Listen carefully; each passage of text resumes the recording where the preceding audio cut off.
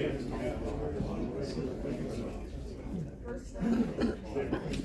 trying to keep that kid of yours in mind too.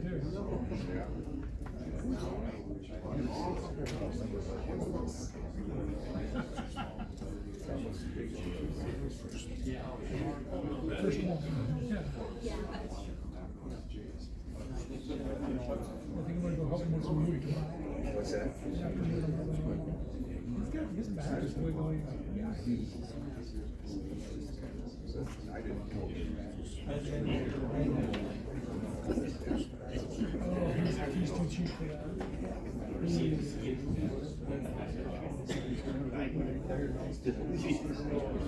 would have to be really bad for him to just turn that off.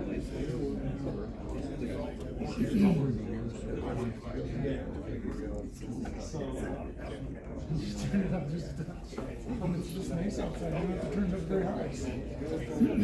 It's pretty good.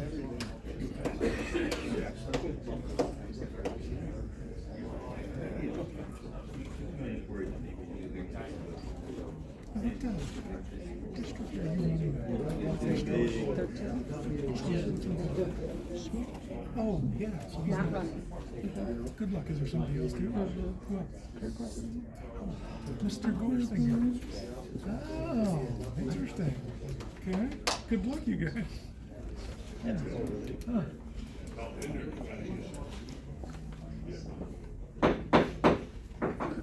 I'd like to call the Rusk County Board of Supervisors to order for January 23rd, 2024 meeting.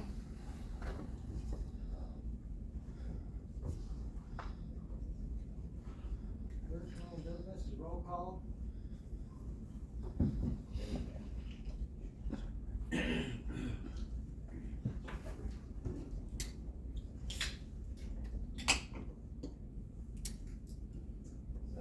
Present, 2 absent, and a quorum.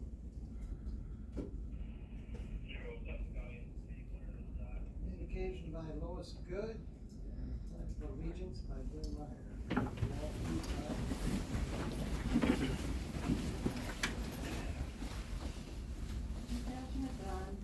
Tonight, as we meet you, acknowledging that in quote, everything is lifted up in which God has a part. For when we go to God in prayer, our thoughts are rearranged. So even though our problems have not been solved or changed, somehow the good Lord gives us the power to understand that he who holds tomorrow is the one who holds our hands, end quote, by Helen Steiner Rice. God hears our prayers, and we have the great promise, quote, if we ask anything according to his will, he hears us, end quote, 1 John 5:14. Please guide our need for wisdom and justice. We rest in you, Christ Jesus our Lord. Amen. I pledge allegiance to the flag of the United States of America and to the republic for which it stands, one nation, under God, indivisible, with liberty and justice for all.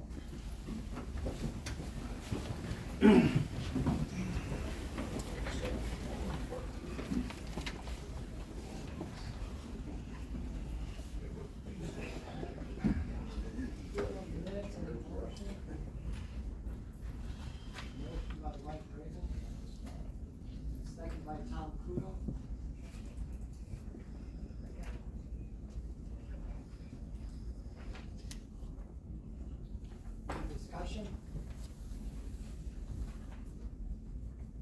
Now we can vote.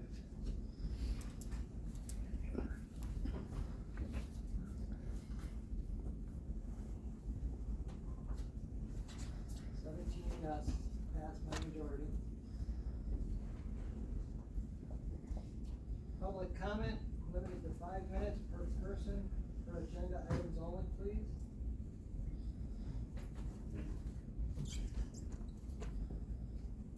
Any public comment?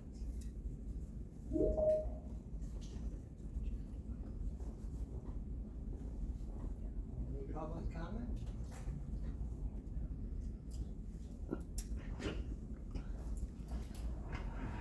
Not, public comment is closed. The number one item for discussion, possible motion, first one is consideration of financial support for Hawkins Daycare.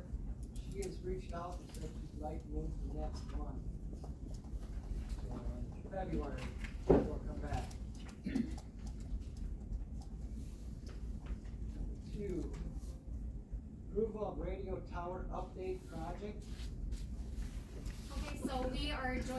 tonight by Sid from ANCOM and Bree from Motorola. Before we hand it over to them for a presentation, the sheriff would like to say a few words. Okay, this is a project we've been working on for a few years now. We've got some really serious issues with our radio system. I brought a couple of my guys in here, and they can tell you about the issues of not being able to communicate throughout the county with squads on one side or the other because of the lack of tower communication. So I'll give you guys each a chance to talk about a couple different times that you.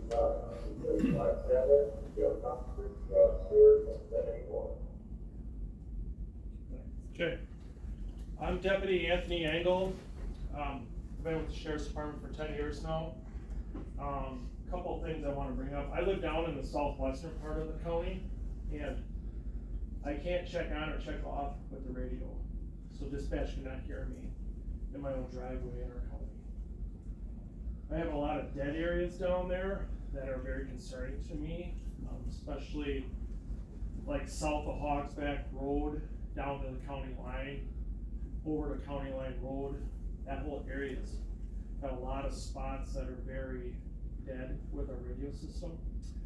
And another concern that I have, and this one's a big one, is if I'm on the western side of the county working, if my partner, Mr. Wycheck, is on the eastern side of the county, if he calls out for help, I cannot hear him.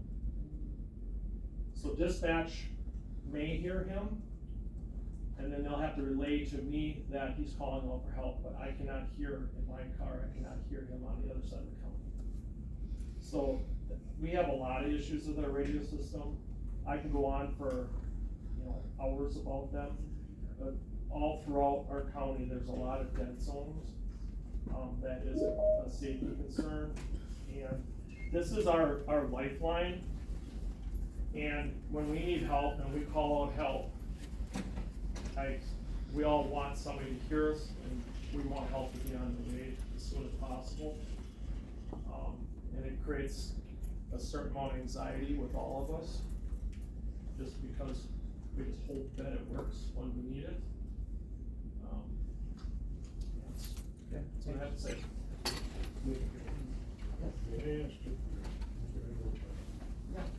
Tony, you had a question? Yep.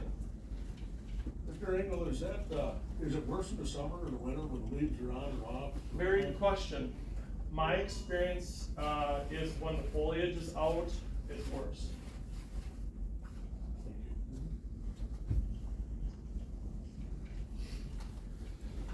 Sergeant Matt Wycheck, worked for the county for about 8 years.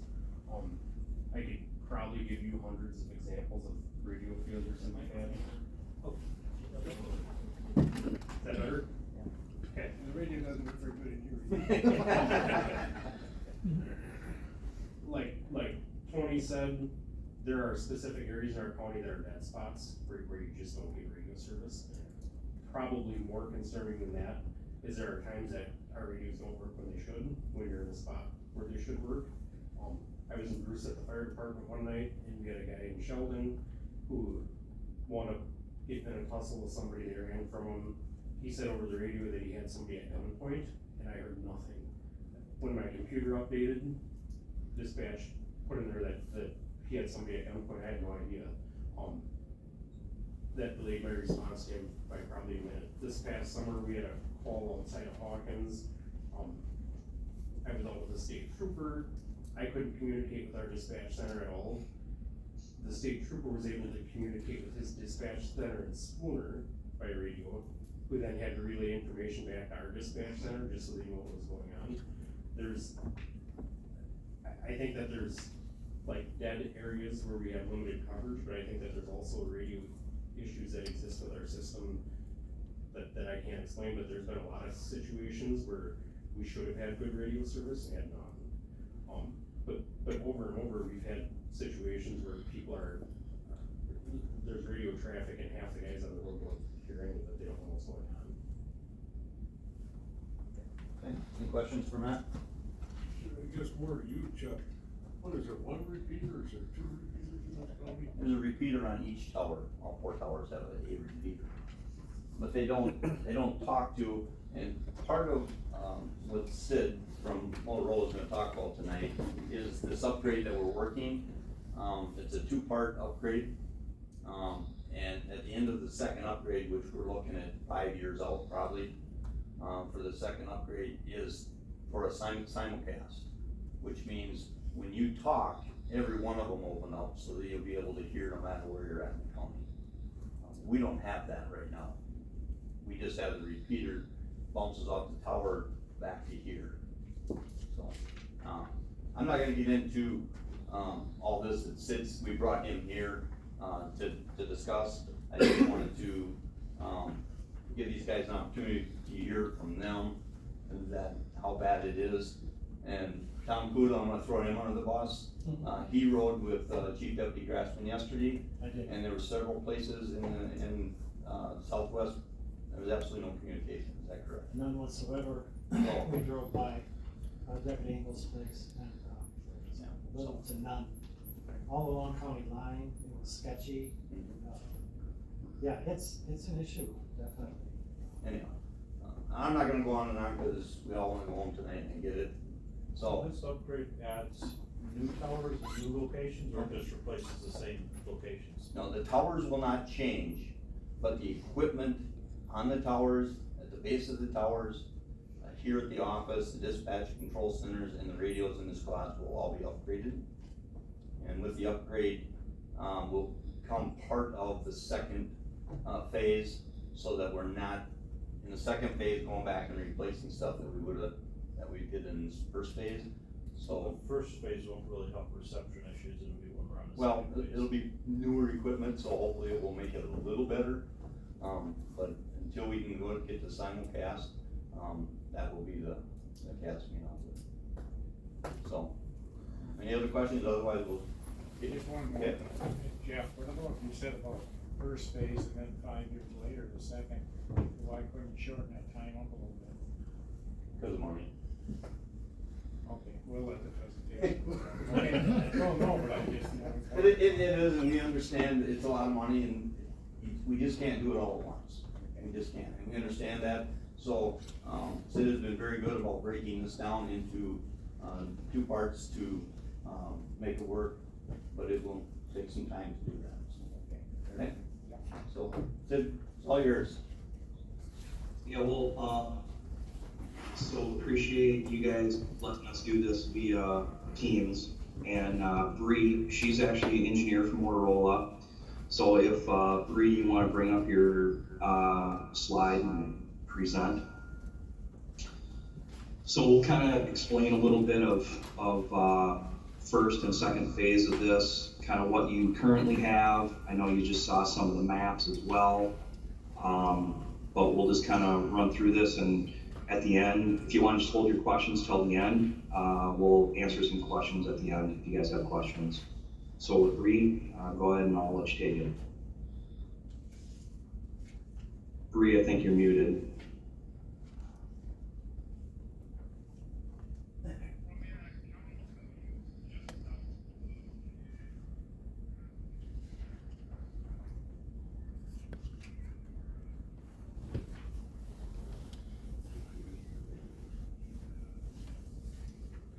Can't hear you.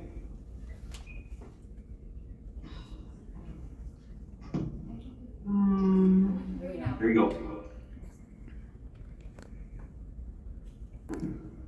Let's see, can you hear me now? Yep. Oh, perfect. Okay. Back to what I was doing. Okay. So, you know, I took some notes on what everyone was saying, so hopefully we can kind of break down some of those areas of concern and help explain kind of what we're proposing, some ideas we had on how to improve what you have, like was mentioned in a phased approach to help with costs and everything. So first we're gonna just talk a little bit about the background of what you have today, and you know, I was gonna go into some of the areas of concern, which kind of piggyback on what others have expressed as well. And then we're gonna go into kind of the two options that we have right now on, the next upgrade for Rusk County's radio system. The first would just be a direct replacement of what you have. And then the second option, kind of gets you ready for that simulcast technology. And I'll kind of explain how that works, the best I can, to demonstrate how it will help, fix some of those issues that were talked about by Anthony and others, and the benefits of simulcast. And then we'll just talk about the dispatch upgrades as well. So first, some of the challenges with what is there today, like was mentioned, limited coverage. VHF, we talked about an increase in noise floor over the last, I would say, 5 to 10 years. We've seen major increases in that. And basically what that means is, VHF is kind of a wider band, and so it's I guess lower, the waves are wider, and things can interfere with it a little bit easier than other bands. And as you know, our lives with electronics is expanding at a rapid rate, all of that electronic noise really does put an impact on radio VHF coverage, especially when you're in an environment where you have one radio tower that's communicating with dispatch, and those towers aren't communicating with each other. And the way the system works today is with PL tones, and the tone gets sent out for, let's say it's like the sheriff channel, and if it's PL tone 1, that's just an example, then it will trigger the west tower, for example. And like was mentioned, then the east doesn't hear it, and that's that wide area coverage. In addition, a lot of the hardware that's out there today is at the end of its life cycle, so there isn't a lot of parts available other than what you might have as spares today. And that word Quantar, that's the name of our base stations. That's the stations that are at the towers today. Those are at the end of their life, as is the dispatch equipment. In addition, one of the other things to keep in mind is that the equipment really functions more efficiently and has a longer longevity in climate-controlled environments, especially in central Wisconsin climate of like extreme heat in the summer and sub-zero temperatures in the winter. And then backup power is also really important with all the spring storms, taking power out. You don't want the tower to lose power, and then if it's an emergency, your responders can't communicate because there's no power at the site. So some recommendations, which we'll talk about, upgrading to simulcast. With backhaul, what backhaul means is that all of your sites are going to be kind of tied together. There's some ways to do that with like microwave or fiber, and then also upgrade the shelter equipment with that backup power for when those sites can lose power.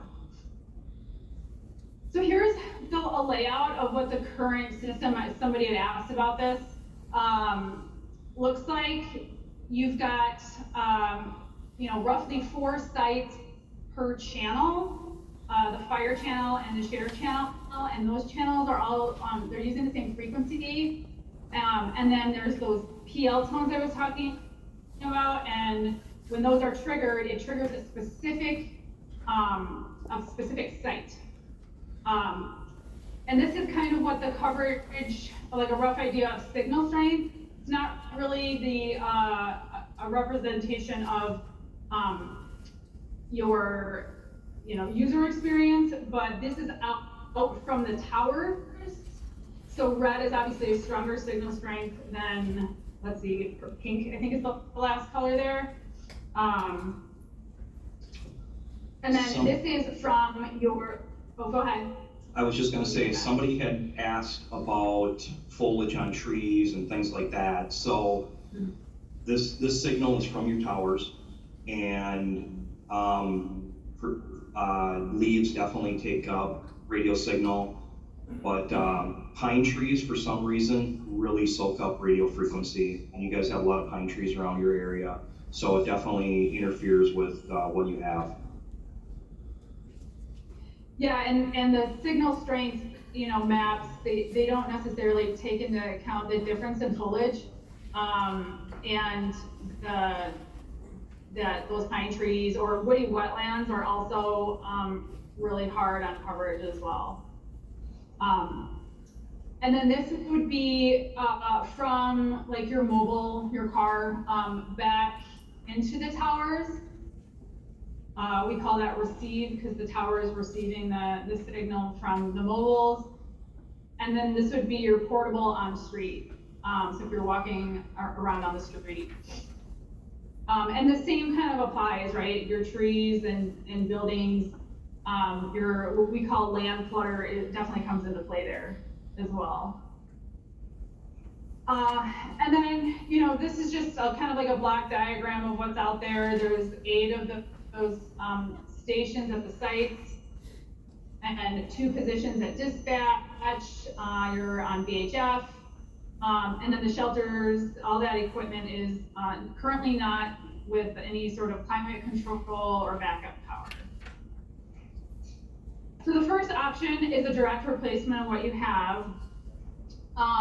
And so I kind of did a little drawing here on how it works today for those that may not be as familiar with the daily use. So if somebody keys up over here at the DNR site, that is basically the only people that can hear that user right here would be in the footprint of the coverage of that site. So, this radio user over here on the east side will not be able to hear these users over here on the west side. Dispatch is centrally located, which is really nice, and so they might be able to pick up, on the fringe of where they are, the audio, but it really kind of isolates the users to whatever site they're closest to. The other thing I kind of wanted to touch on, I believe you currently have mixed mode today, which is where you can use digital or analog. I don't necessarily know that digital you can always see the benefits of it. I think the biggest difference is, you'll see in this picture on the lower right here, that the signal slowly dissipates on analog. In digital, you have a good audio quality, and then it kind of fades out much faster. But the overall audio quality of digital typically outperforms the analog. The other benefit of digital is, we see more and more people get their hands on, scanners. Sometimes it's being scanned and put out over the internet. And you can put encryption on digital radio systems to prevent anyone listening in. One thing I do like to compare about digital compared to analog, for anybody that's old enough that had a analog cell phone, in the old days, the further you got away from a tower, your signal became choppy. You would hear bits and pieces of the conversation, and then finally you'd lose your signal. And then when we went to digital cell phones, you either have a signal or you do not. And that would be my comparison between analog radio and digital radio. Yeah, that's a great example. So the second option is similar to the first option in that it kind of starts off with, upgrading the equipment, with a similar design to what you have today.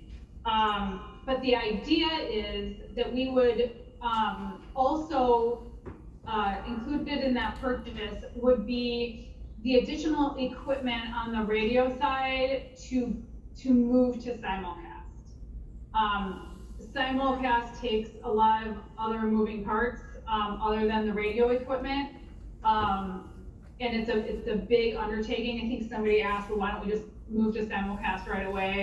And the comment was cost, and it's very costly, not just from the radio side, but to get those sites ready for simulcast. So the idea would be purchasing the equipment, which includes all of the network equipment to get it ready, and that locks in the pricing so that when all the sites are ready to move to simulcast, then it's just a matter of putting that simulcast hardware in there and then shifting everything over to simulcast. So what does that kind of look like? Well, the first thing is that backhaul I was talking about. So this is just an example of like the different ways the sites could be quote unquote connected.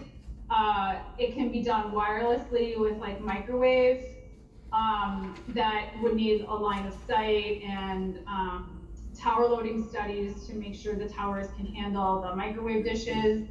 Another option would be fiber.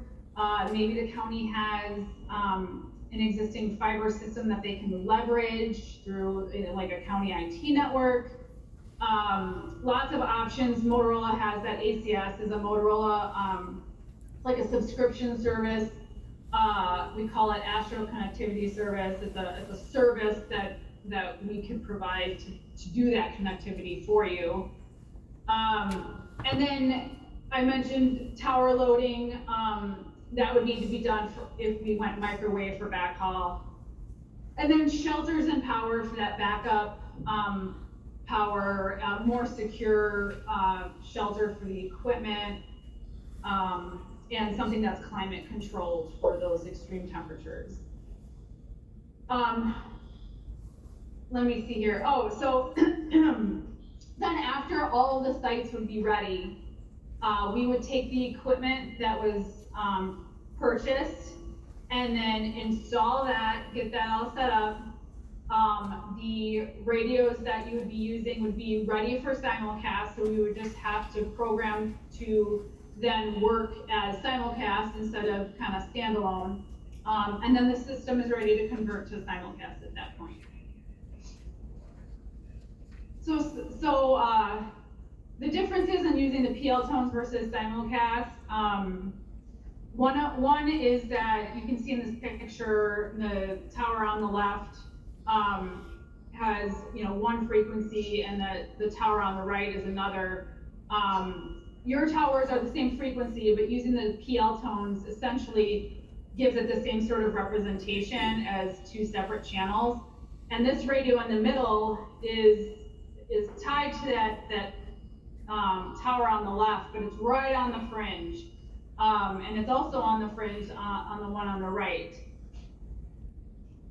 So with simulcast, yeah. Real quick. So what PL stands for is private line tone, and my analogy to that is like an area code for a phone number. So everybody has the exact same phone number. You differentiate that phone number by having a different area code. And that's kind of what how the tower system works. Each tower has a different area code, so that's why the other towers don't hear each other. Thanks. Yeah, that's a good explanation. And then simulcast. The unique thing about simulcast is that the towers all transmit at the same time. We have timing devices so that the signals hit that radio at the same time, so there's not any interference there. And what it does is it kind of fills in those fringe areas in between the towers, and allows that radio a much more clear and reliable signal and audio stream into it. It also is beneficial in this example of in building.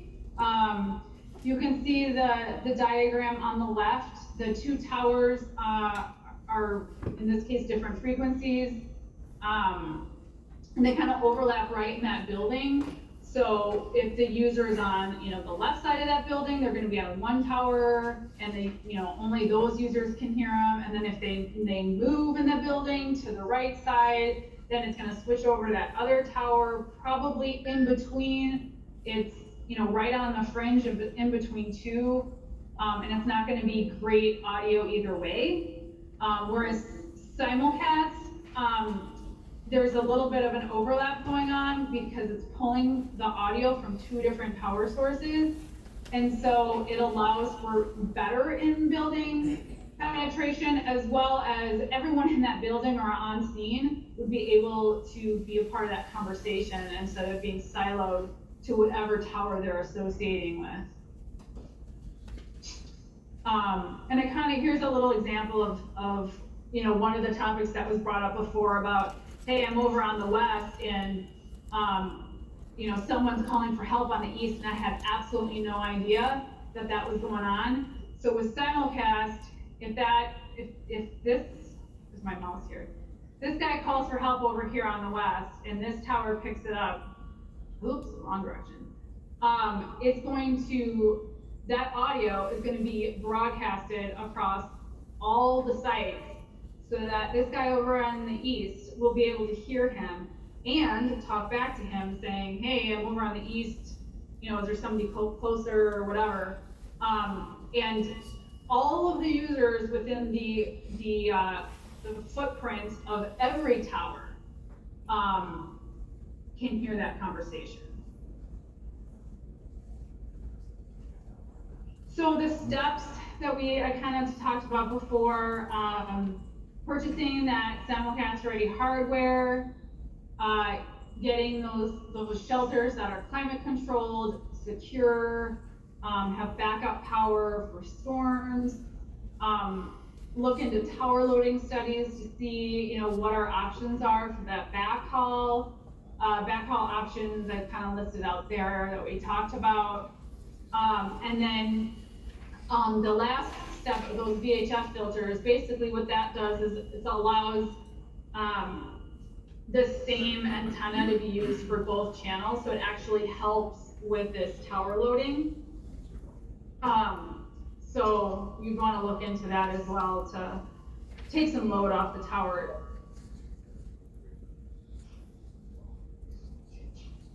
And then Sid, do you want to just talk about dispatch? Sure. Yeah, current dispatch that they have is MCC 5500s, same as a MIP 5000 essentially. Those are no longer supported. They have been out of support for probably about 5 years. Bree, you can go to the next slide. So the new console that would be included in both option 1 and option 2 is the AppTech console. And the beauty of the AppTech console is we can actually configure it just like the current console that you have. We can make the screens look exactly the same as what you have today. So as far as training goes, it would be very minimal training. It would actually give you some other options as well within the background, if that's what you so choose. But as far as switching over, it would be pretty seamless for the end user. You can go to the next slide, okay. And then summary, we have option 1, which is direct replacement. Option 2, like we talked about, simulcast ready equipment, and then dispatch upgrade. And I know George and I and Sheriff, we've talked about this before, the current dispatch consoles are like very end of life, and we're running on borrowed time because there's no parts available for them at this time. So, do we have questions on any of this? Any questions? Good. Hey, Mr. Chairman, just curious, Have you all installed, or have you run across other counties that, you know, face the same difficulties that we do, and if so, has your equipment that you're suggesting here, has it helped the situation for them?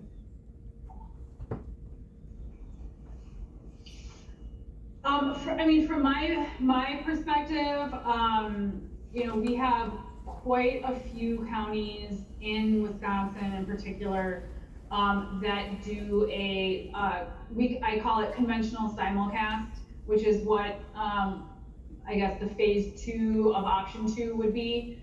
And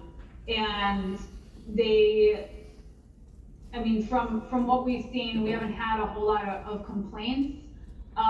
You know, there's still gonna be areas,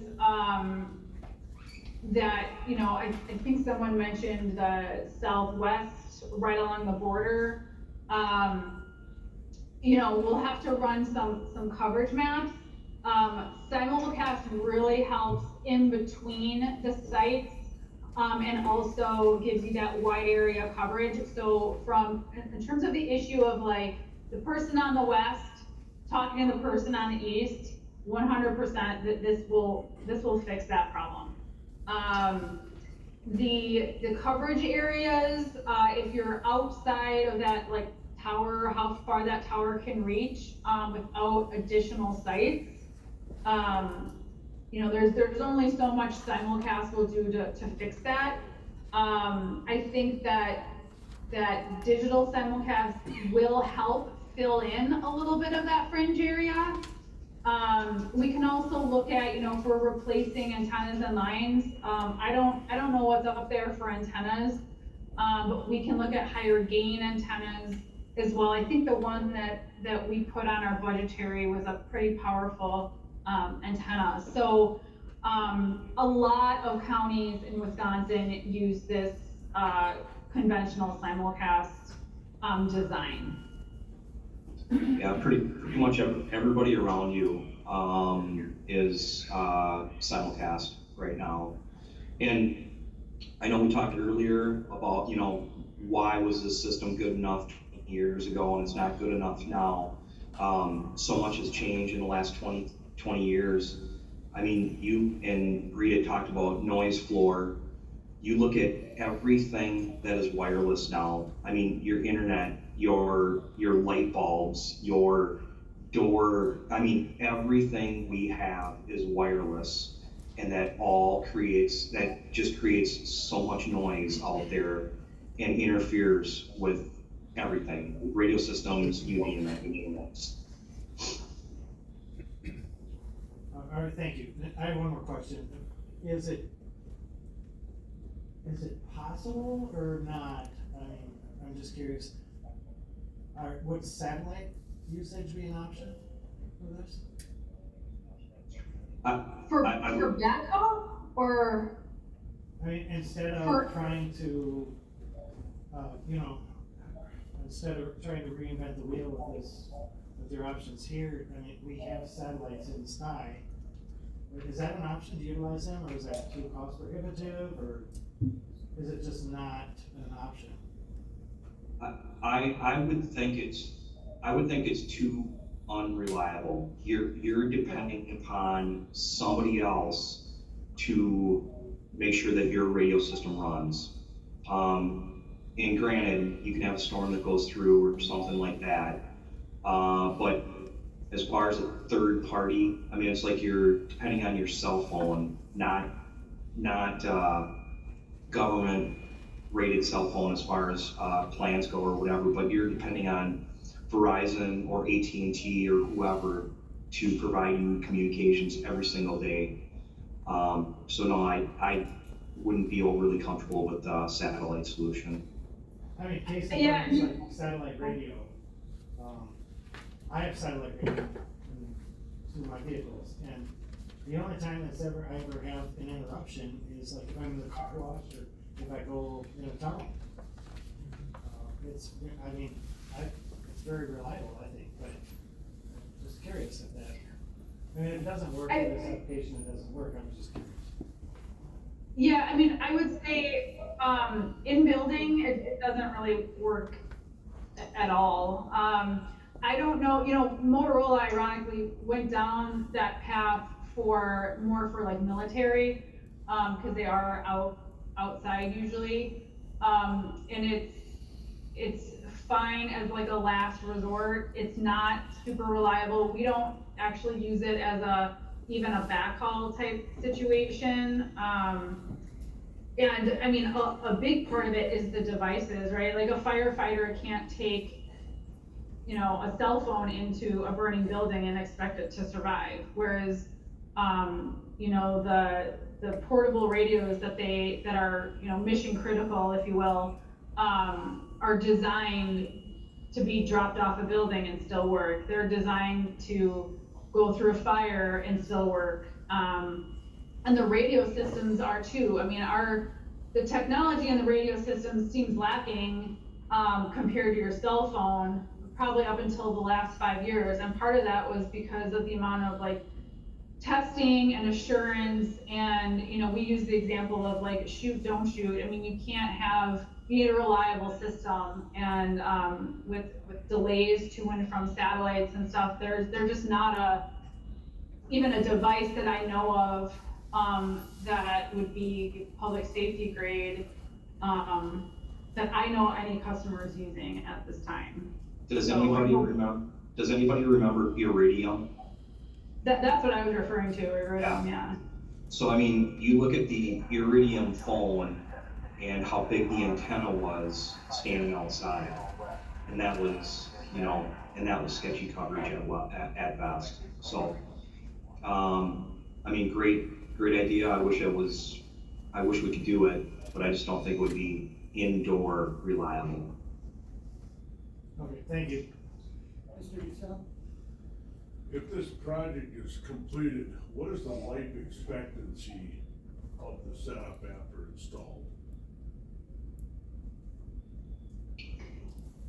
Yeah, I mean, I'm trying to think of when, the Avtech Scout product has been around,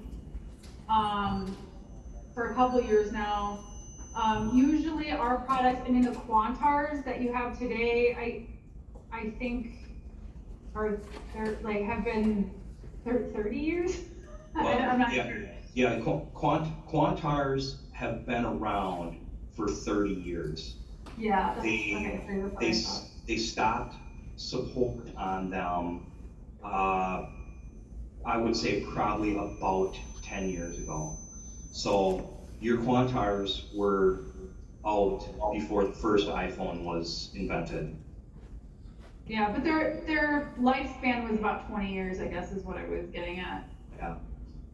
You know, it's hard to tell. I think technology now, you know, I think I get a new computer every 3 years. They push software out all the time. You know, hardware and electronics is changing in terms of the longevity, but you know, our company's mantra has not really changed. I mean, we do support our equipment for a long period of time. I think the expected window is like 7 to 10 years, but like I said, the Quantars were 20 years. So it's. I mean, if you want a hard answer on it, I would say probably 15 years would be my hard answer on it. Thank you. Mr. Willingham? Thank you, Mr. Chairman. I would say, from the standpoint of need, that I am persuaded that there's a need. But I do have a couple of reservations, one being, as always, you and your staff and committee have been working on this for a while. And the culmination of that work is here. And that's an awful lot of money for us to commit ourselves to at first blush. So I would have a concern about whether we have enough time in one meeting to consider all the pros and cons and all the research and development issues that you've dealt with in your process. So that's a bit of a concern. The other concern I have is that from time to time, various departments in county government, get called before the carpet because they didn't get enough bids or they didn't get more than one, proposal. And it's my understanding, or I think my understanding that, while Motorola has a fabulous reputation, they're not the only provider that could produce or provide this service to us. I don't know who the other vendors are.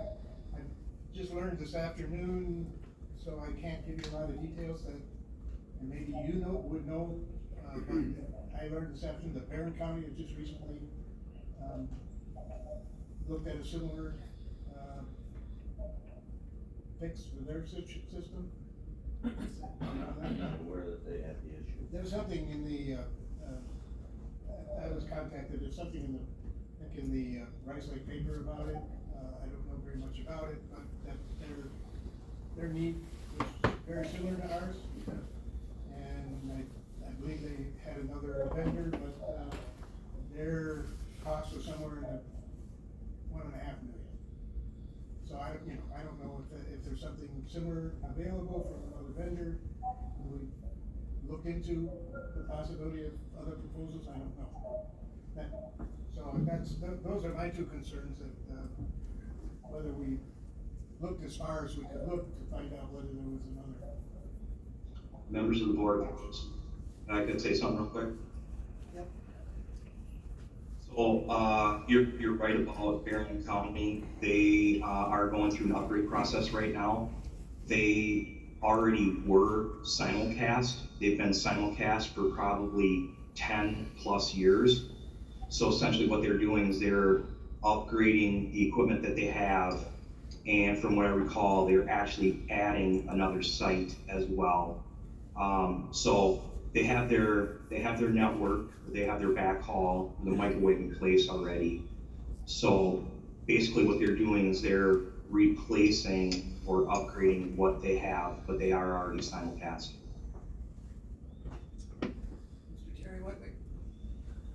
Just a quick question, is this specifically for the sheriff's department? Or is this coordinated or integrated with, say, EMS, emergency services? Can they use it?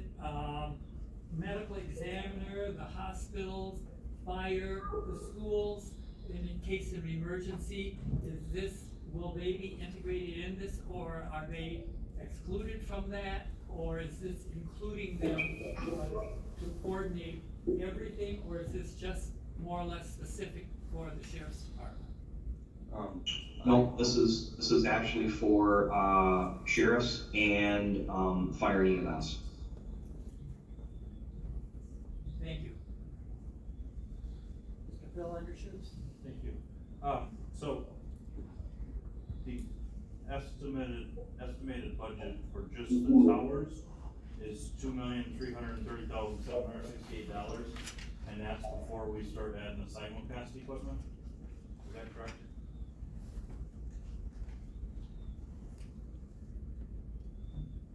Say you gonna take that, or you want? Could you repeat it? I couldn't hear it. What is the cost of the tower upgrade, and then what's the cost when we upgrade the simulcast? Bear with me. So if we're just gonna replace exactly what we have, it is, I'm just gonna use round numbers, 1.6, or let's just say 1.7 million. If you're going to purchase the equipment and make it simulcast ready, you're looking at 2.3. But then as far as connecting all the sites, the networking or microwave, whatever we decide to do, we would have to get a price on that, because the one thing that would need to be done is a tower loading study. And essentially what that means is, will the current towers hold a microwave dish? And will the owners of the towers let you go on there? So generally what happens is you have a third party come out, take a look at the tower, they look and see what's on there, the age of the tower, the structure of the tower, everything, and essentially see if the tower will hold a microwave dish, whether it's a 3-foot dish, a 6-foot dish, and they take things into account, wind loading, snow loading, and ice, and they see if the tower can hold that. So it's kind of it's not as easy just to say, yep, it's gonna cost you another $1.5 million to make you simulcast. There needs to be some work put into it to see what it will take to do. So you're saying if we buy the new towers that are simulcast ready, we don't even know if we can put the microwave dishes on there to make the simulcast work? Well, that is correct. But we don't have to go microwave. You can do it if the county has a network, or if there is another way, we can do it through Motorola's ACS. We can do it that way, but it doesn't have to be done via microwave. It just needs to be done through some sort of network. And I don't know who the internet provider is up there or who provides fiber, but maybe there would be fiber need to be ran to some of the tower sites. And then a question for you, did you get any other quotes from any other vendors, or was this the only vendor we have a quote from? This is the only one we work with because everything we have is Motorola. And they're the Motorola dealer.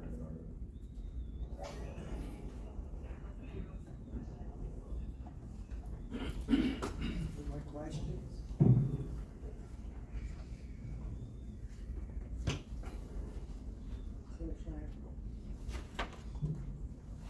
I find myself in a strange spot. I've been one of the ones who's pushed for this for the longest, I think, one of the few board members. Of course, I was an EMT, so I knew what they were going through, I know what we were going through, fire departments were going through. Nothing worse than being at the scene of an accident, having to send somebody up a high hill to get answers. There are so many unanswered questions in here, though. I mean, there's so much county assumes, county assumes, county assumes, county assumes, as you go down this, but we have no idea what that is. One of the first things in here, they said, was to test the towers, coverage, and stuff like that. So why would we be spending, like I said, I hate to say this, but why would we be spending money till we know it's gonna work? We've been with Motorola for a long, long time, but we've got to get the best deal we can get and the best service. I just have a hard time jumping this big until we get some of the questions you asked in this handout. I just think this has got to wait until we get some more answers.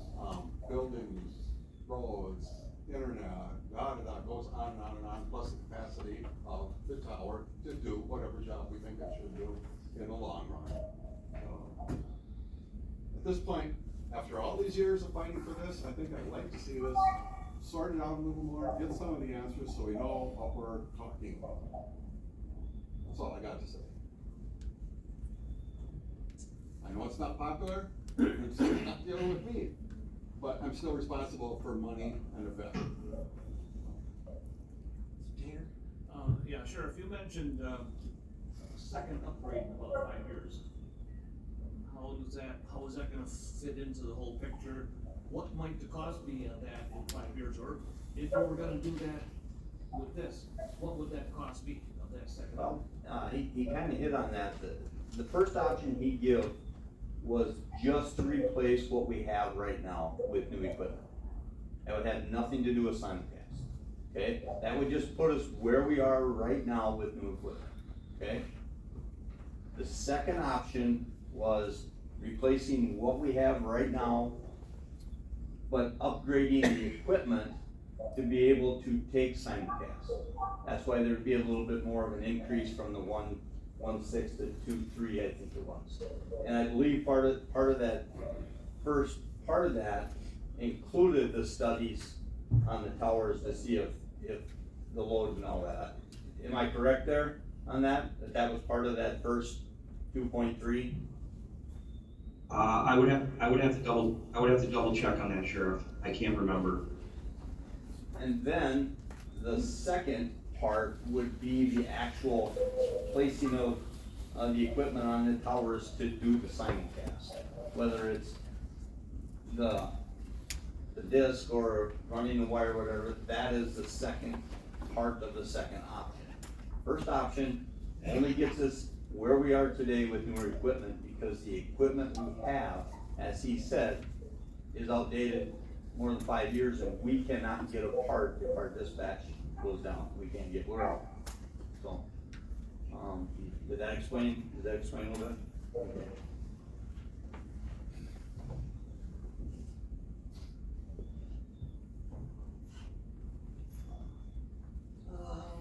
Mr. Robert Scott. Is there any grants or anything to help out with any of this cost of this thing? We've not been able to find any at this point. Not that we won't keep looking. Mr. Walling, Yeah, thank you, Mr. Chairman. Sometimes it's a good idea to take a look at, short range and long range solutions. So if you wait 5 years to upgrade fully to the simulcast, it's hard to believe that, while technology may change in that period of time and do you a favor, it's hard for me to believe that the cost would not be greater 5 years from now than it would be now. If for no other reason, the requirement that the contractor would have to come in and, bring in their equipment, bring in their staff and so forth. So what are we talking about, an estimate for what it would cost to do everything in one swell swoop rather than in 2 stages? And would the savings for doing it all at once, maybe pay for the extra interest if you were gonna bond for this program? Then, it might actually be a wash to do it right away rather than wait 5 years and then have an extra cost to do it in 5 years. How they have to go about doing it. Sid, would you have an idea on that?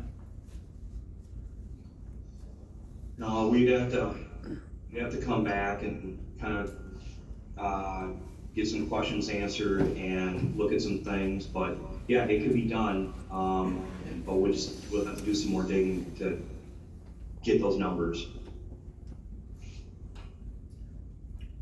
Mr. Hanson? Even after this was installed, are we still gonna have a problem down this southwest corner down there? Do we need another tower down that area? That could certainly help solve that problem, and, we are looking into what that would cost. If there's one tower down there at 40 and Chippewa Avenue, it's a new tower. George has been trying to find out who owns that, and, then you have to have a study that they don't, interfere with others that are already on the tower. But we looked at, Tower Hill, down by Flaters there, just into Chippewa County, which we thought would be a good one, which would help that. But they would not let us on, because if 1 in 1,000 times or 1,000,000 times, 2 of them would key the mic at the exact same time, neither one they would cancel out each other. So that's the interference, and they're there, so they get a stay, we couldn't get on. So that was something that was a year ago or so, I think, on that we looked at that as an option. Zoning office, because we permitted that tower, so they didn't know who. I have the order, I got the ball rolling on that part. Mr. Phil, on your shoes. Thank you, Mr. Chairman. Given that I see the need for the simulcast, so you guys can communicate amongst yourselves, but given that really our only options at this time are upgrade the towers with the same towers we got and hope that newer works better. Upgrade the same towers we have now with newer equipment, put the simulcast system ready in place, and then hope in 5 years that that's even the system we're using. And then in 5 years, actually get the upgrade.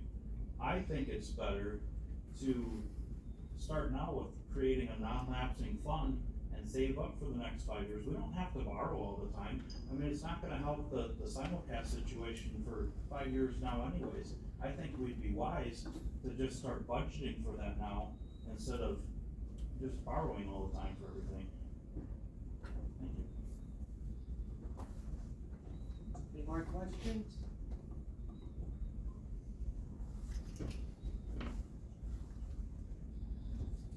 Jonathan Undershoot's making a motion. Yeah, there's a lot of questions yet, and I think for me, I know I'd have a hard time supporting something that doesn't increase our coverage, like I said, we spent all this money and he still sits in his driveway and has reception.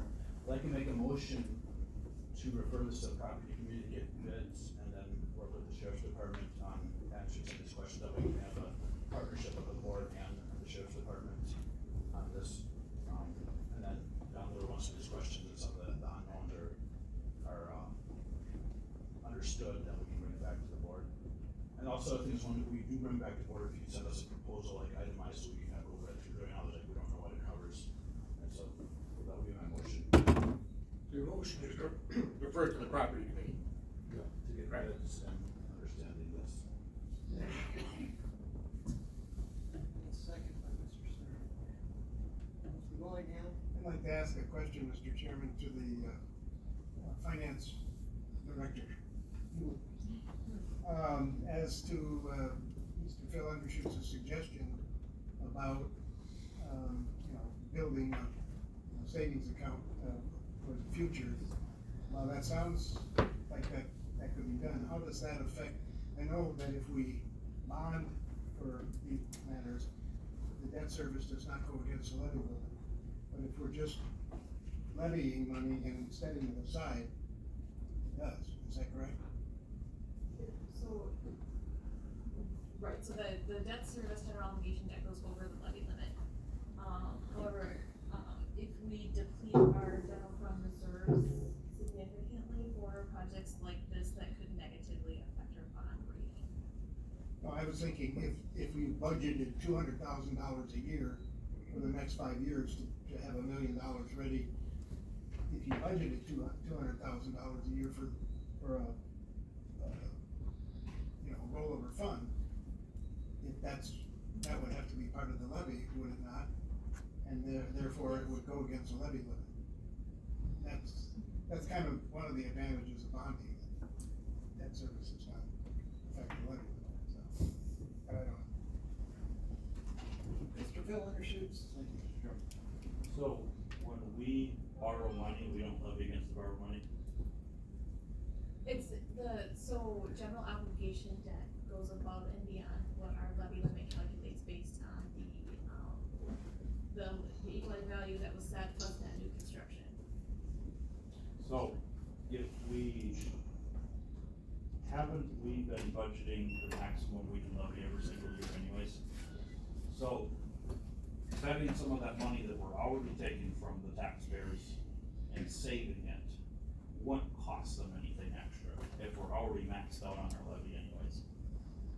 Correct, but that would have to come from other budgets would have to be cut to set aside. Right, but we just spent $500,000 on an engineering group to help us sell an idea of a bigger government center to the public. I think there's a lot of places we could cut money to budget for that, and I think budgeting would be wiser than borrowing if we're gonna use all of our available levy anyways, and we're already taxing it with a very tax bill anyways. Just, Ed, don't dispute that, I'll just as a slight point of order, you have a motion to, send this back to the committee, or to the property committee. I should have said something, slightly off topic, this should be as to whether or not we want to send this back to the property committee.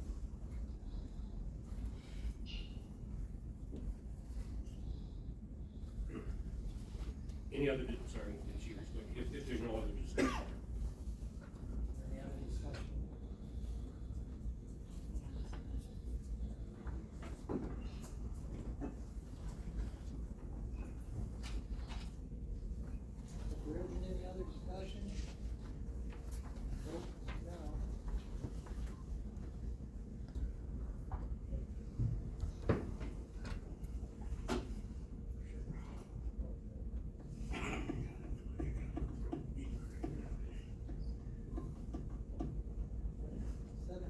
That's passed by majority.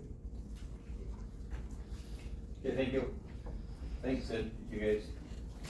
Thank you.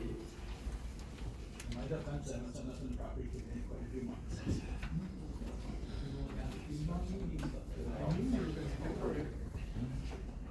Okay, number 3, approval of highway road projects for 2024.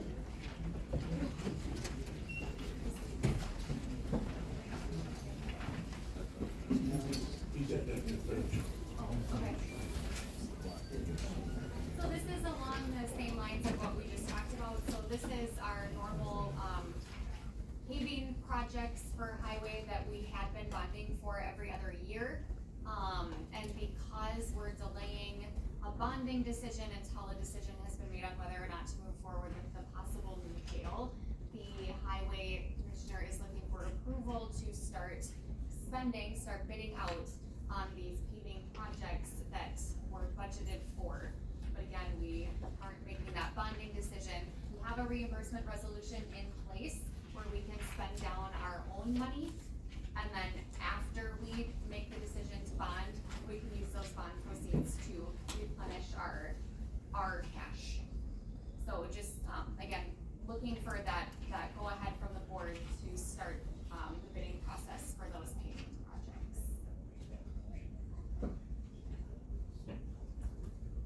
Mr. Randy Taylor. This seems a little bit strange, because normally the construction projects are decided in November on the budget. We didn't do that, we had no money in the budget for projects, so. We did have this in the budget. We had. Not on a line. There's no line item for construction, highway construction.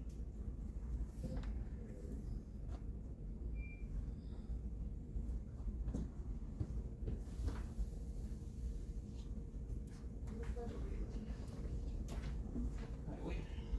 Cause there's a capital project related to highway too, so that's why.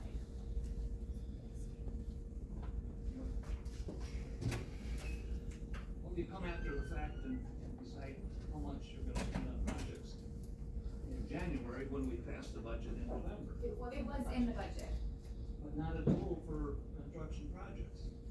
For highway, yes.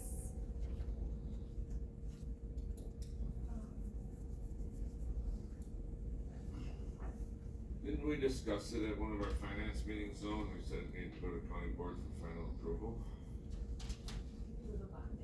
Yes. because of the bonding? Yeah. I don't remember all the details, but I remember discussing it. Who knows if we're gonna be bonding anytime soon. There is a resolution to go back and add that to the bond, but that's only good for 18 months too.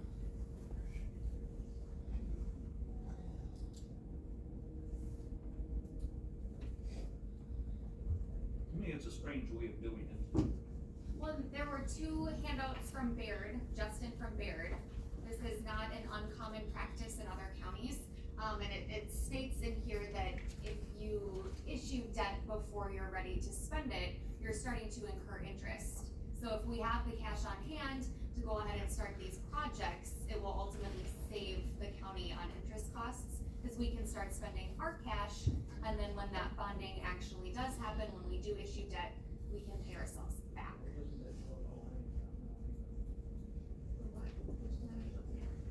This is the one, this is the, okay.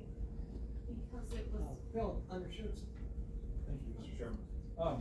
I do remember, going over this in the budget, but I didn't see in our packets about what specific projects it is talking about here. I think that'd be advantageous for to see.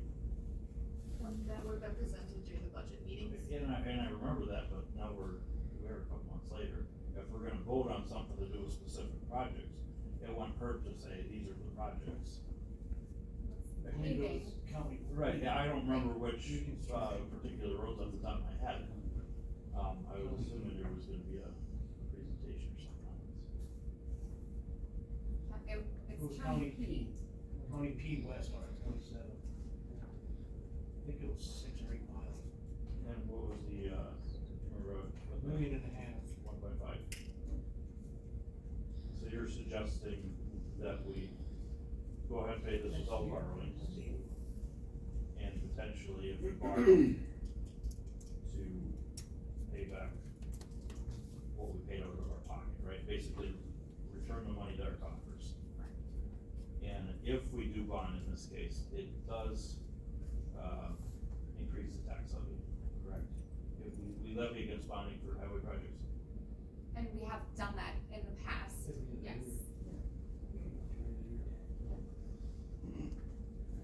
I do think in futures, budgets that we should consider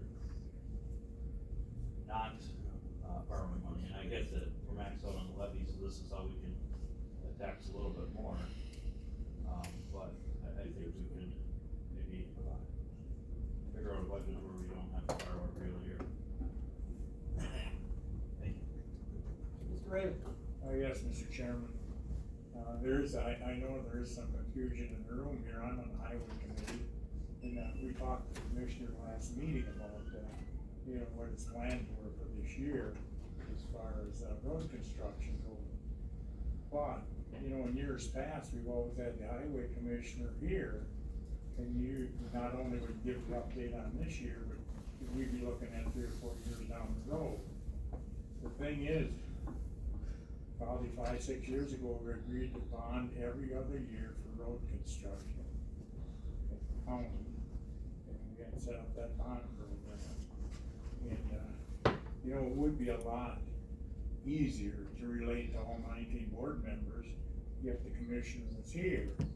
Because us folks on the highway committee, we heard it the other day, it sounded like he had a pretty solid plan. But the big thing is, I agree with Bill and Randy, if we had the highway commissioner here, I'm sure folks in this room have questions about what sections of road and, how much it's gonna cost. And right now, we don't have that, so, we can do it after the fact, but, it's kinda awkward, I know, I made the motion, but I also heard the highway commissioner, what his plans were. I think it puts the rest of the people that aren't on the highway committee at standoff, because just for the fact that they haven't heard the same thing coming from the commissioner. That's all I wanted to say, but I mean, it's just kind of an awkward thing in the room tonight, even though I did make the motion. I do have the information from the commissioner on what he was going to do. Mr. Bellingham? Thank you, Mr. Chairman.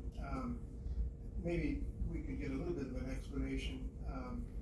My understanding is that obviously there's a sweet spot when you start borrowing with bonding, where the administrative costs and all the extra nutrients make it necessary to borrow so much before you do so. So that's why we went to the 2 years, is that correct? You borrow every other year, bond every other year for highway projects, so that we're bonding for a sufficient amount to pay for the fees and administrative stuff that has to be, and we have to pay. So that's kind of that, how that works. And again, because debt service, yes, debt service goes to the levy, but it does not affect the levy limit, which is imposed on us by the state. It says you can only go this far. So it's a dodge, but it's still, even, I think, how many years ago was it, Randy, that we, maybe, Jerry knows too, when we bonded for, what, $8 million for highway projects? Yeah. Was that about 6 years ago? Yes. So, I think the highway commissioner and the highway committee was reporting to the board and finance committee at that time that we weren't even keeping up with the condition of our roads, let alone improving them. And that we were trying to get a head start and do a little bit more than what we can afford to do with regular appropriations to otherwise we're gonna be going backwards in the quality of our road systems. I'm not I agree that I'm not a big fan of bonding or borrowing, but I think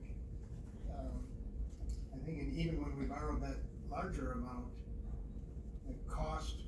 the increased cost of the materials needed to do that, covered a good proportion of the interest that we paid, if I recall. We saved money on getting ahead of the cost by doing it faster or accelerating, so I almost think we have to continue to do that, or we'll never get ahead, we'll be behind all the time. And part of the reason why you can exceed the levy limit for general obligation debt is because the levy limit is there so that municipalities don't artificially inflate their limit to cover, operational costs, but general obligation debt is for longer term projects, and it allows you to kind of keep your levy consistent over the years by having those payments spread out versus, hey, next year we wanna do a $5 million project, so next year's taxes are gonna go up by $5 million, but then the year after that, they're gonna go back down. Kind of allows you to spread those costs over and make things consistent for the taxpayers as well. Mr. Bill Anderson. Thank you, Mr. Chairman. And I think, Jamie, you just answered my question. I was gonna double check. When we borrow for highway projects, we do exceed the levy limits. It's general obligation debt, yes. It's general obligation debt, so it does increase the taxes. Yeah. And I understand what you're saying, rather than borrowing once every 10 years, and then having a big spike in your taxes, it kind of levels it out by doing it every 2 years. But what I'm saying is, I think there's a way to balance the budget so that we don't have to borrow every 2 years.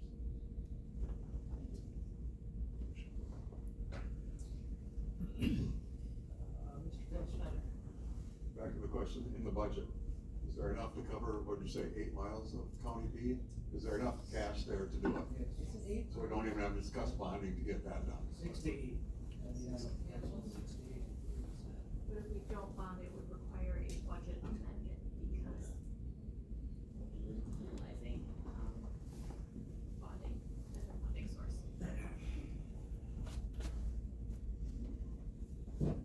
Okay, if there's any more discussion.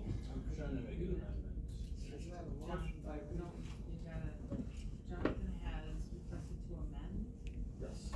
So, right now it says approve highway road projects for 2024, but I think we need to clarify, right, cause that's pretty ambiguous. So up to X amount of dollars, or how do we want to do that? Right, so it was budgeted, and what we've done in the past is that we borrow the 3 million every other year, so it's 1.5 million every year dedicated to the highway The projects. budgeted expenditures for highway construction for 2024 are, $1,939,270.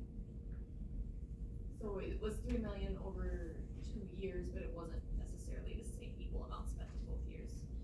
I just wanna clarify more that the motion, if that makes sense, so that, right now it's kinda. So then it's gonna be an amendment, Yes, not to exceed whatever that number was. that's exactly right.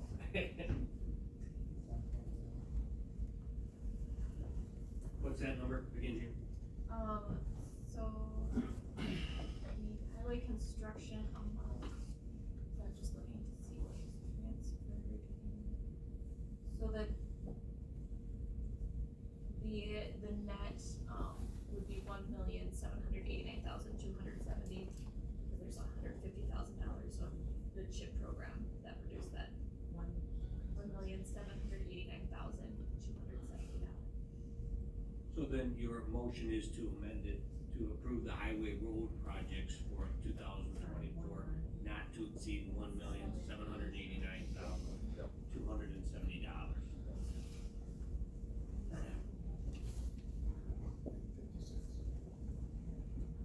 Motion to amend not to exceed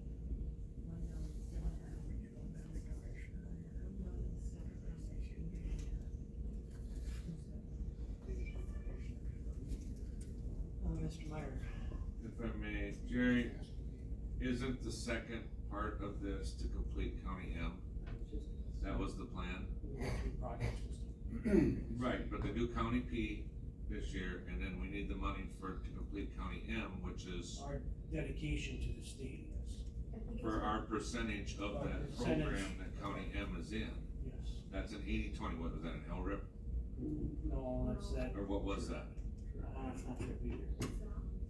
The governor's. Bill, the BIL. The bill, yeah. So that's another, what, 8 to 10 miles of that project, and I thought our 20% is, It was the planning phase that was budgeted in 2024 for that, and then the construction would be in 2025.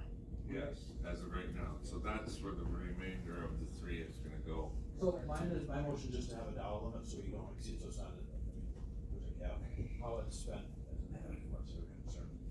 How it's spent on roads, obviously.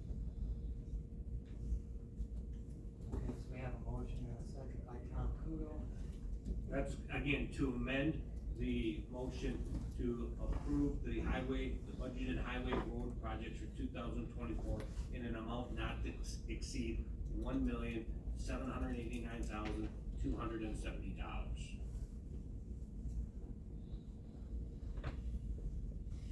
Good with that? This is gonna be on the amendment only. On the amendment only, are we good with that? Otherwise, we can vote now. Okay.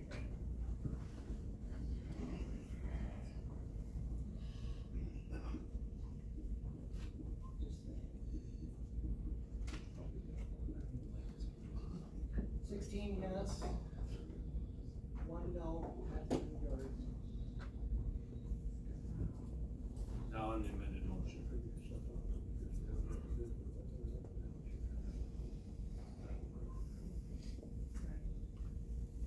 Alright, we already have a motion by Mike Craven and a second by Mr. Willingham. Proceed forward. Vote now.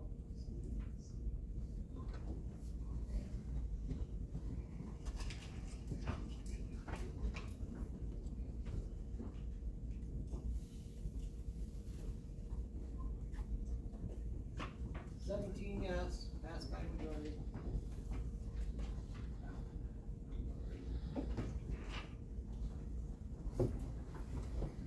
For 2023 annual forest report. I think that's Jared.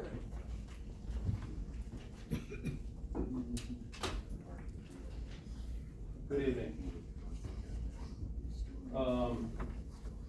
Annual report is something that forestry gives you guys annually. So the report for 2023 should be in your hands. Business as usual for the most part. We became fully staffed in 23 and things are going well. Maintained the parks and boat landings as usual, Josie Creek, rifle range, Chippewa property, disc golf course. We've got storm damage grants totaling $189,000 for ATV and snowmobile reimbursement projects. Current grant projects valued at $850,000. Campgrounds did well. Use was slightly down, but we raised the rates for 2023. So you can see the total revenue exceeded last year's by a little over $7,000. Dispersed camping permits continue to be sold. Cross-country ski trails are maintained as usual. Those are a premier skiing destination in northern Wisconsin. State funded ATV, UTV trails, we have 32 miles of those. Those are also premier in the state. Club does a great job maintaining those. $26,800 reimbursed by the state for that. Snowmobile trails as well, 318.7 miles. You can see the supplemental of 107,000 plus 95,000 maintenance, so $203,000 came into the county from the state for maintaining snowmobile trails. Lots of money. Moving to the Second page, timber sales, we had a great year. $2.5 million brought in with a levy reduction of $1.8 million. It's important to remember that when the markets crash, as they did in 2020, things can swing pretty quickly. As you can see here, in 2020, we did not break 1 million, so it's great to get money coming in from that. It's also wise to budget, knowing that it could crash. We sold 25 timber sales in 2023, 19 were closed out. There are 89 sales under contract right now, with an estimated value of around $8.6 million, as you can see in the bottom of the table on number 4. Payment to the towns is laid out in the colored table. That is an estimate, unaudited. It should go up a little bit. I'm thinking some payments were not really in the system when this was put together, so. But 10% of all timber sale revenue goes to the townships that contain county forest, and it's a weighted average based on the percent of the county forest in that township, so.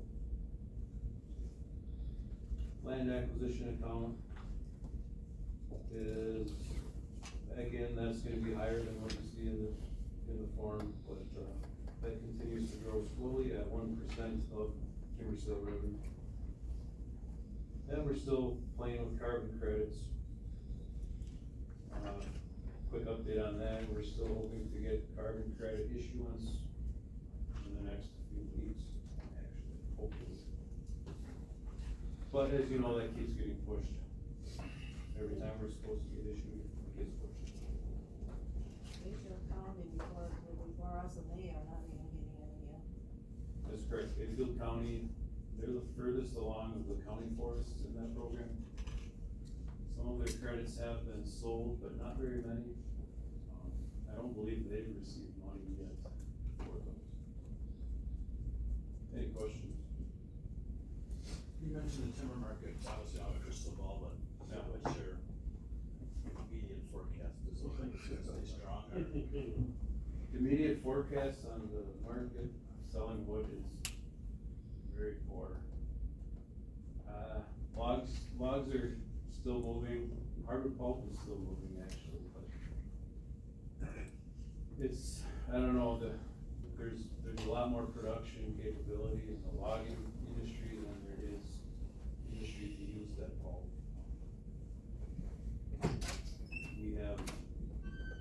We've been running some 3-year-old hardwood pulp sitting on the forest in piles.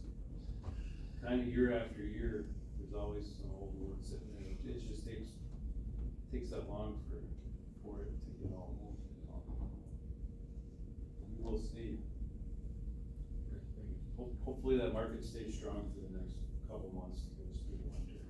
We are quite busy, we're very busy right now. It's been a great start to the year, so hope that continues. Any more questions? Motion by Miller, second by Lucille.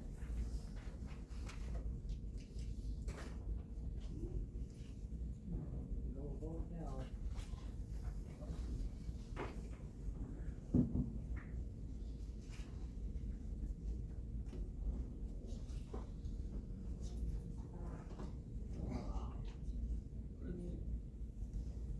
Put abstain. Put abstain.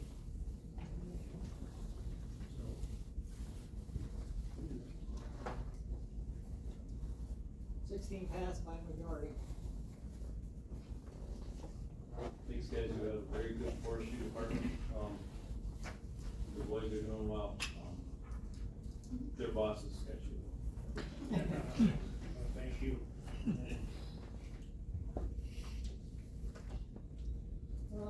Number 5, resolution, Article 7, modification of abandoned regulation ordinance. Need a motion, second.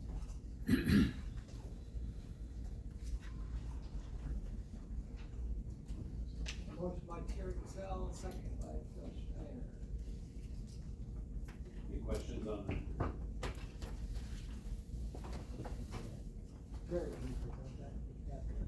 Sure, so, two main items of interest on this thing. As you know, we had a huge change in how things are operate on county forest, well, actually, in 2023. And we're still kinda getting some kinks worked out of that. One of the things on this change is to open certain areas to highway licensed vehicles. Ultimately, there's some woods roads out in the landscape that can support traffic from trucks or cars or whatever else might be licensed to highway use. So this will allow us to sign some things open to those, as well as allowing vehicles greater than 3,000 pounds, which are like highway licensed, to travel when it's frozen, because they're not gonna damage it if it's frozen. They won't damage the ground, they won't cause wetland problems, they won't cause stream problems, they won't cause erosion, so. So the highway licensed vehicle thing, and then the other big thing is opening ATV trails that are funded, gravel, on May 1st rather than Memorial Weekend. This one I was a little skeptical on, but after discussions with ATV Club and with Mike Zimmer, the trail coordinator that we have, those trails are built pretty well. They should be able to handle that in the spring, you know. 9 out of 10 years, I would say the trails will be good for that. The year that they're not, maybe there will be a problem, maybe there won't. But at least now we have a mechanism in place to still keep the traffic off of the other non-improved woods roads that go off of those trails. So it's a safe thing, and it's gonna help tourism to open those trails almost a month earlier. Any more questions, or any questions? If not, vote now.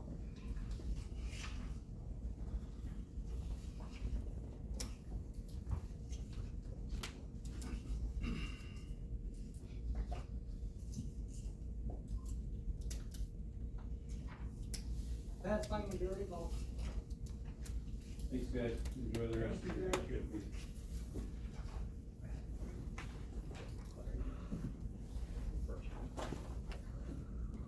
Number 6, reclassification of health and human services clerk 2 to clerk 3. Need a motion? By Judge Schneider, need a second? Mr. Rader. Good evening, everyone. Happy New Year, everybody. Let's make 2024 great. Best we can, okay? Thanks for coming to work tonight. Very simple. The resolution before you is relatively self-explanatory.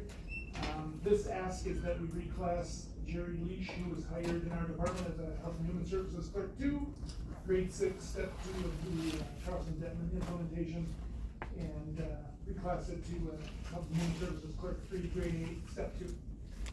This process has been through the Human Services Board, the Personnel Committee, and the Finance Department, Finance Committee.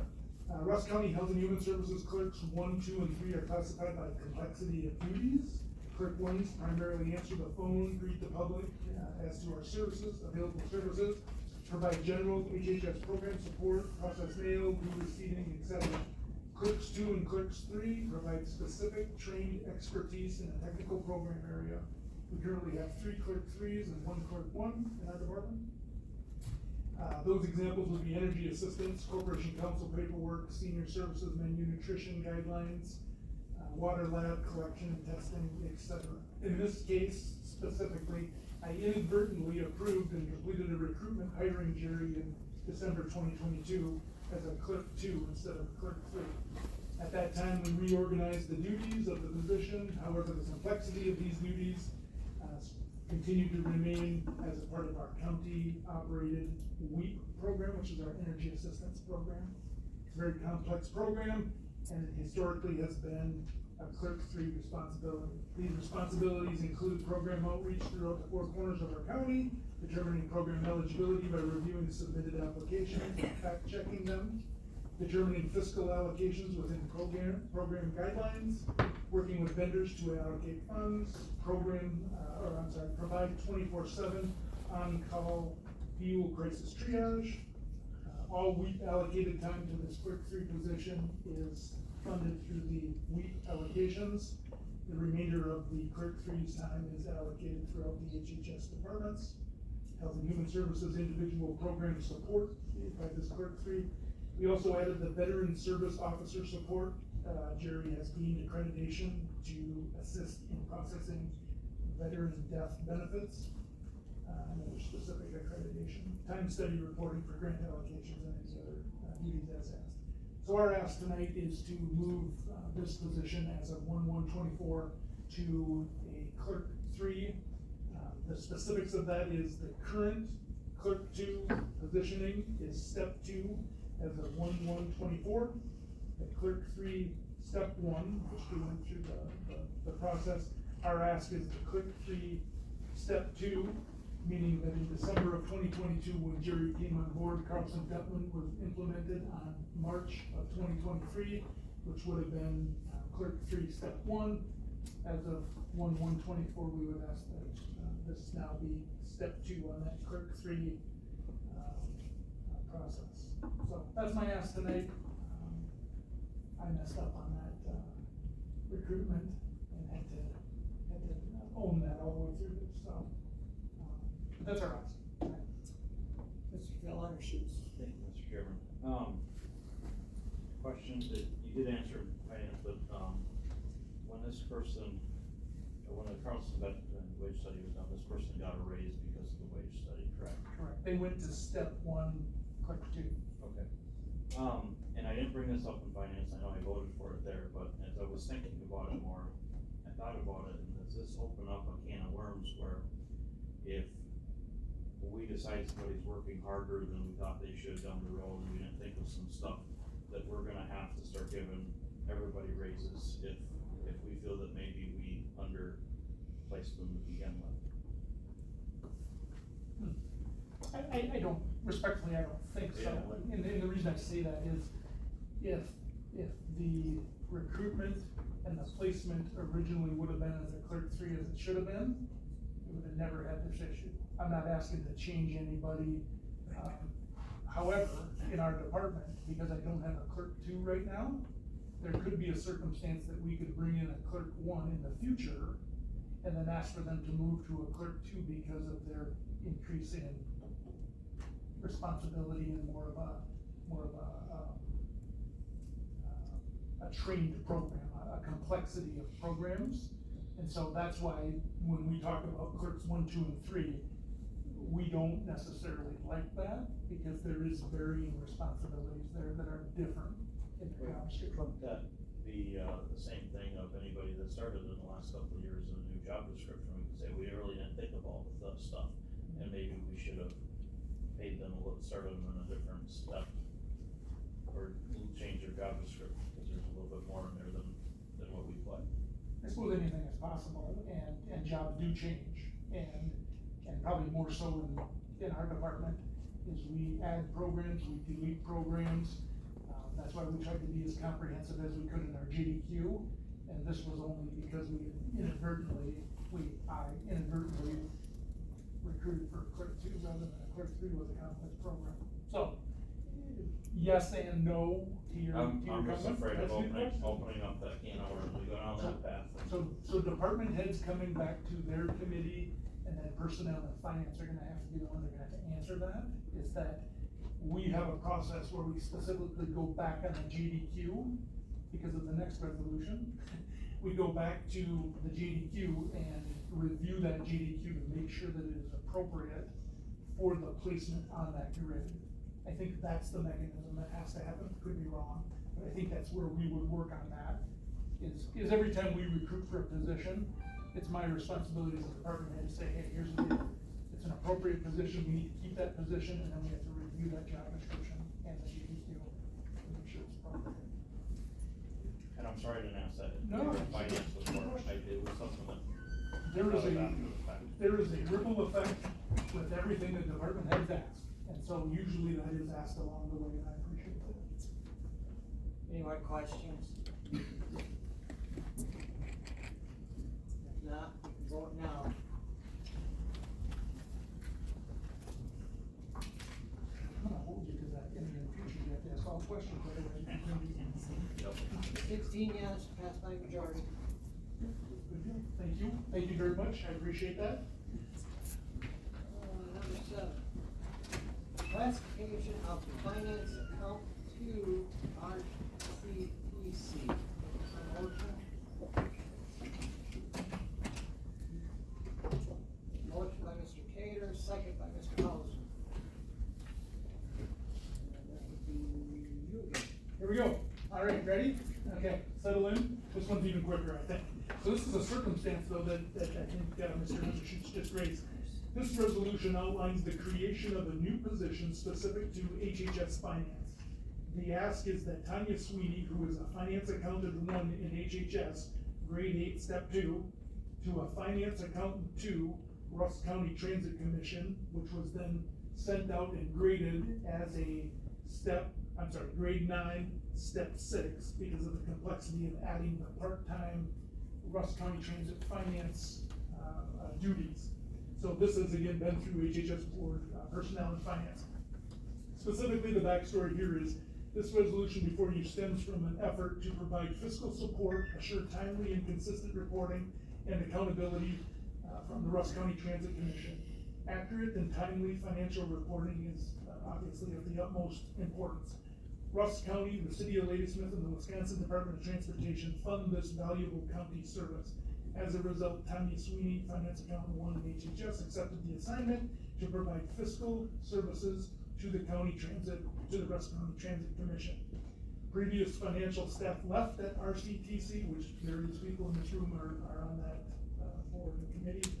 Opportunity to streamline through a coordinated effort, whereas Rusk County accepts these funds was the right decision to make. So for those purposes, we decided to update the job description as and create a position, which I believe is outlined on the wage grid, as a finance accountant 2 RCTC. Like we said, it's a grade 9. Our ask would be is that Tanya is currently a finance accountant 1 in HHS at the $23.17. We would move her up to specifically to that grade 9, step back to step 6 at $23.72 as outlined in your resolution. Any questions? Mr. Willingham? Thank you, Mr. Chairman. I just to add to your all-in-one breath explanation, that fees are being generated from transit to cover that portion of this person's salary that he does for transit. It's really been a win-win for the county and transit both. The county has much better handle on transit finances, and transit has a much better handle on our finances. We had our own staff person at one time. It was very hard to recruit someone to do that, so this was a really good fit. It just made the most sense to bring it really in as a county portion of the position for the fiscal, because we do accept the grants. And that funding comes through us. We have partnership with the city, and it comes through DOT, so it just made the best sense to have it all under one consistent financial procedure. In addition, we have the county's department to work with the state auditors. The Department of Transportation has the weirdest auditing program I've ever seen. They sometimes are 5 or 6 years behind.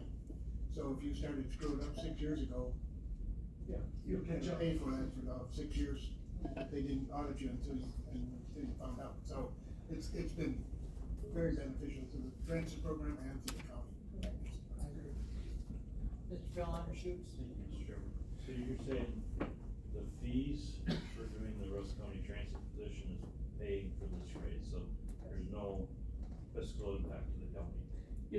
The fees are being paid by the time that she puts in to the Rusk County Transit Commission. That then comes into the county to offset the cost of her position in that department. So there really is no Which she's already at this point, Correct. pretty much earning, from those fees, already earning the wage increase here, pretty much. And then the rest of it is allocated to all of our departments because she is financial for human services. So. Any other questions? If not, we can vote now. The minutes can reflect that I was under my 4 minutes per resolution. Please, thank you. 17 yes, passed by majority. Thank you very much. Appreciate it. Have a good rest of your day. Thank you, thank you. Thank you.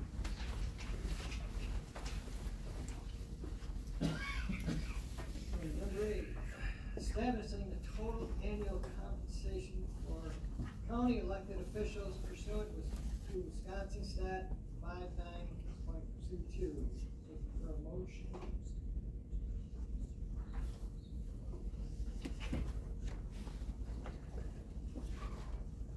A motion by Mr. Willingham.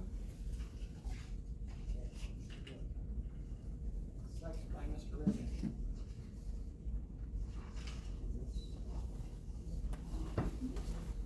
Okay, so this is the total, this is, setting the wage rate for 25, 26, 27, 28, which we followed, what the clerk of courts did, and we just went, that's what we typically do according to the treasurer, so we just did exactly what she did. And then we went 3% up as she did, so we just followed suit. Questions?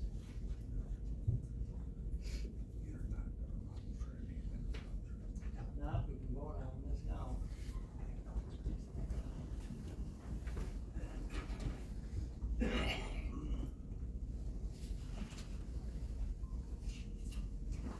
Yes, passed by majority.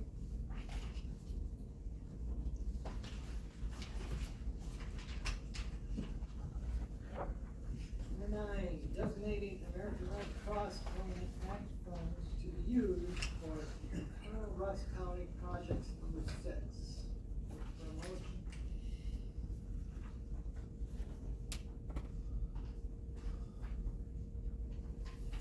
A motion by Mr. Ducell.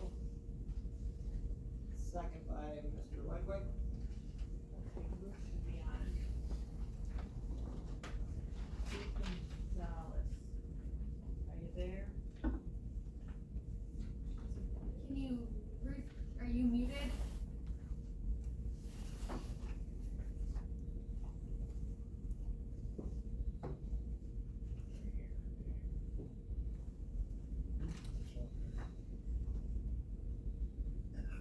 Okay, so Ruth is from Granicus, and she, should be getting. I'm here, I apologize. And this is on the open records, software, that I've been looking into. Just the clerk's office had 203 open records requests in 2003. So this will streamline and Ruth will walk us through it so you guys can ask questions or whatever you need to do. Absolutely. Thank you, Connie. Can you confirm that you could see my screen? Yes, you did. Okay, perfect. So my name is Ruth Gonzalez. I'm the account manager here at Granicus serving Wisconsin. Granicus brings governments and public service organizations closer to the people that they serve, driving meaningful change for communication around the U.S. and really, frankly, through the globe. We offer comprehensive cloud-based solutions that include a records management software solution that drives efficiency, mitigates risk and litigious concerns. And at Granicus, we really empower stronger relationships between the public sector and the communities they serve. That being said, we are proposing an open records software solution for the county that would streamline processes, drive efficiency, save time, reduce workload. The solution that we're proposing is a scalable solution that would allow the county to scale and consider other services and modules that could serve the needs of both the county and the communities they serve. This snapshot is an example of different ways that we could help the county improve those services and drive efficiency. We like to take a three-prong approach in how we provide a public record software solution. So today, I don't believe the county has an online form that a resident or requester could fill out. So we would provide a branded portal that someone could utilize to submit that public records request. One of the things that makes Granicus very unique and positions us well with counties like yourself is that we have patent pending deflection technology that can actually help reduce the number of requests that come into the county, encouraging self-serve adoption if the content actually resides on the website. So our coding and our technology can aid in that way. This gives time back to staff, allowing them to be able to focus on other work. The second thing that we can provide is just simplified tools that can help identify duplicate requests that are coming in, help you track requests based on specific due dates. We recognize that state statute doesn't really dictate, a specific date that you have to respond by, right? But from a best practice, standpoint, a date should be decided on, right? And that is what you're managing to, and that's what we can help manage and track. And we have powerful redaction tools that are incorporated into the platform that would drive additional efficiency and being able to redact those files. There is a defensible audit log. Everything that's done in the platform is date and timestamp. And at any given point, you could run a report or look in the platform to see where you're at related to an open records request. Lastly, the third prong would be how we're responding to the requester. So within the platform, we have templated response letters that would replace the utilization of email. Email isn't always encrypted, right? So this is going to be a very secure way for the county to be able to release those responsive documents. Additionally, you will be able to provide requesters the ability to be able to check on the status of their open records requests that have been submitted. This again relieves staff time and having to monitor emails asking for where that open request, where their request is sitting, and allows folks to really just have that visibility, and it encourages that public trust and increases government transparency. And then lastly, there is no file size limitation with using the platform. So it will support any file size type, and you'll be able to securely release that. It is a cloud-based solution, and it is CGIS compliant, HIPAA compliant, and we can offer letters of attestation related to security if that's needed.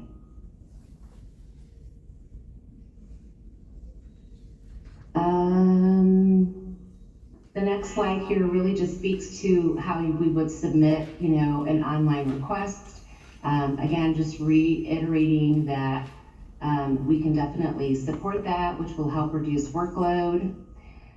Again, the middle prong, as I had mentioned, we're going to be able to reduce a lot of that time spent on these open records requests. We're going to be able to automate the tracking of all of these open records requests. And we've seen a reduction in processing records requests with software to the tune of up to 60%. And lastly, just really being able to respond, to the public, right, with those public records requests. It's a true time saver for staff, and allows the county to be in compliance, right, with being able to release those records within a reasonable amount of time. Thank you for your time. Any questions?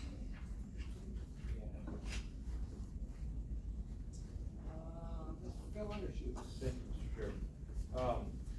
This software comes through finance, and I know, one of the selling points for me was that, this software could be utilized to put all the open records requests online, if I'm correct, and that way, any board member could just go through and say, hey, there's a bunch of open records requests over here for this area, and it might trigger something in my mind for me to maybe do some more digging on my own. So I thought it was a really good idea, and the idea of transparency to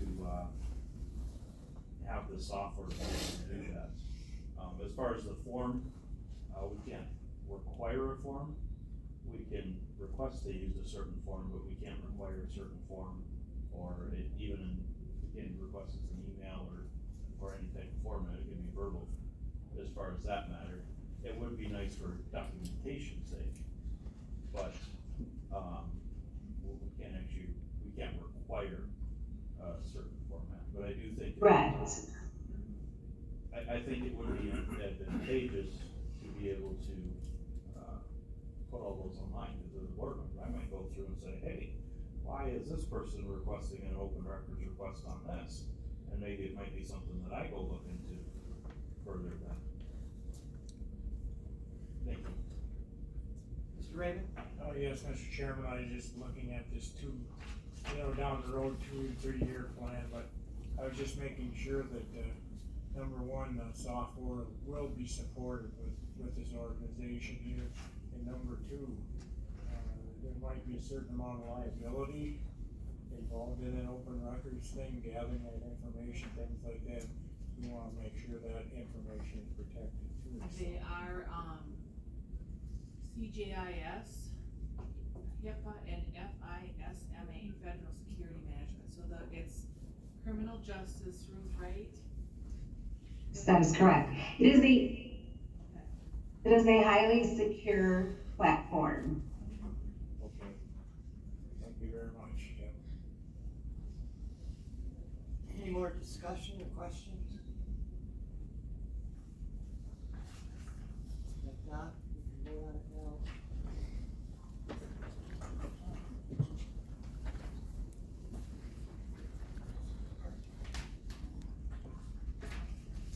Yes, passed by majority vote. Thank you, Ruth. Thank you, Ruth. Thank you.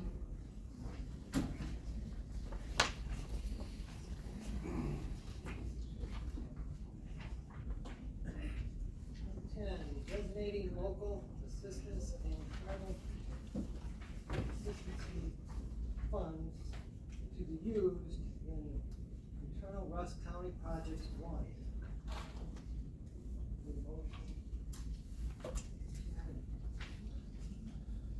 Okay, so, Wisconsin Counties Association sent an invoice and letter to Connie, regarding requesting a donation out of our LATCAP funds. LATCAP stands for Local Area Tribal Consistency Fund. Wisconsin Counties Association and, NACO did a lot of work getting counties this, money. It's similar to ARPA funds, except that there's no timeline restrictions like there is with ARPA funds, and we received $100,000. So they're just asking for a $1,000 donation to their public lands fund.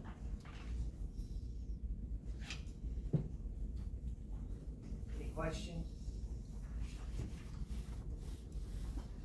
Mr. Billings? Thank you, Mr. Chairman. In finance, when we discussed this, I had asked, and I didn't break down the amount, but we are paying a fee to this organization, correct? Currently, what was the fee? Do you remember off the top of your head? What was the fee? Do you remember what the fee is? If don't have it easy, because that's what's not that big. Yeah, what do we pay them? I think it's $1,200. Yep, I think it is too. So I feel like we are paying them to advocate for us to begin with. And so I don't feel like because they did their job that we own, I mean, it was only $1,000, but I still don't feel like it's necessary. Thank you. Mr. Taylor? I would encourage you to vote for this, it's $100,000 that we received that we didn't even know we were getting. National Association of Counties, Wisconsin Counties Association worked together to lobby, the US Treasury to, allocate this money across the country. The $50,000 that you see, that's a year, that's a minimum. The maximum that any entity could get would be $6 million. We're far from that, but some of the counties receive more, and that would be because there's tribal lands on that, on our county, so. I think the $1,000, when, somebody hands you $1,000 or $100,000, and to give them $1,000 back, I think that's not asking too much to create an entity that it's gonna be good for all governmental entities. And, we've got this money sitting here, it's not, we had 100,000, it's not like we're gonna end up with 99. We're getting interest on it, 4 or 5%, so, we've already gained more than that $1,000, so I think it'll be money well spent. Any more questions or discussion? If not, we can vote now.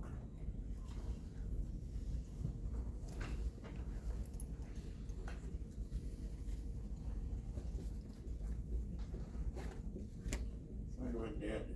It did. Yes. So you wanna do the thumb thing? There you go. 16 yes, passed by majority.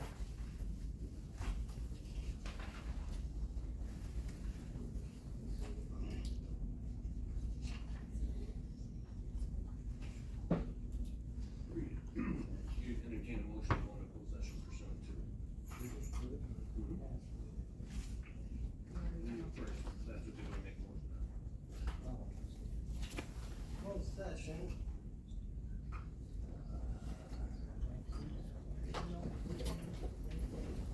Referring to legal counsel in regard to lawsuit against the county pursuant to 19.85(1)(g) for confirming with legal counsel for governmental body to rendering oral or written advice concerning strategies to be adopted by the body with respect to litigation in which it is or is likely to be involved. We have a motion from the Miller and second by the Stone for the closed session.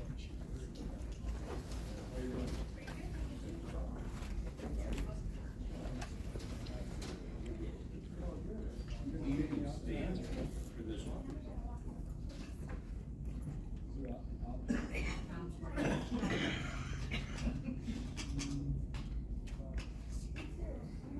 You gotta go. They're in closed session. Well, there's actually, they're not. I've been around the rodeo a few times.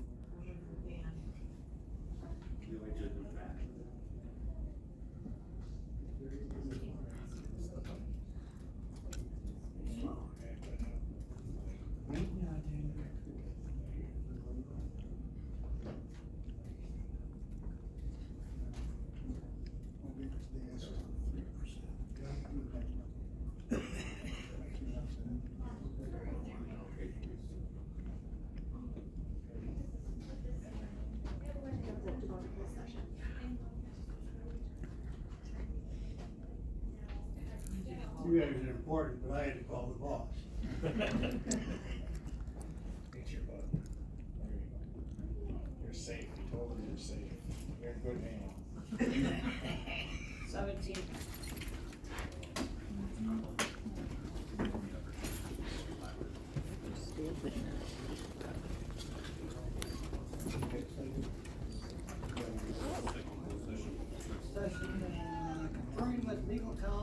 regards to the settlement demand pursuant to 19.851G or conferring with legal counsel for the government body who is rendering oral or written advice concerning strategy to be adopted by the body with respect to litigation in which it is or is likely to become involved.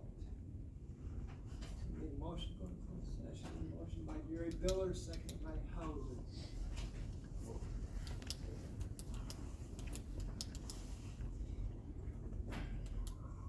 17 yes, we're in closed session.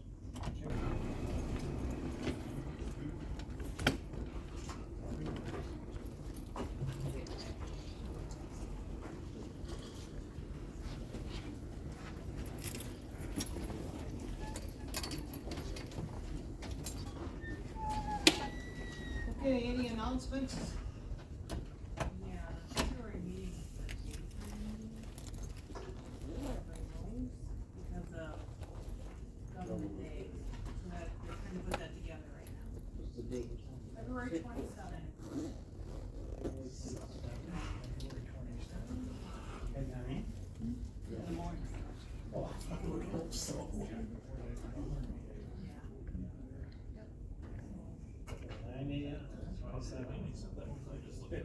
Well, and I think, Sheriff Wallace, you've got an announcement for the 30th? Oh, next Tuesday on the 30th is, our fundraiser at the Family Restaurant. It's be our 12th year doing this. Everything that, the Savante family brings in that day is donated to the police department, the sheriff's department, and the Mason Fire Department. Usually bring in $6,000 to $8,000 for the day, so. Are you gonna be serving? Yep, we do. There'll be, sheriffs, deputies, police officers, firefighters there, serving coffee, collecting plates, delivering food.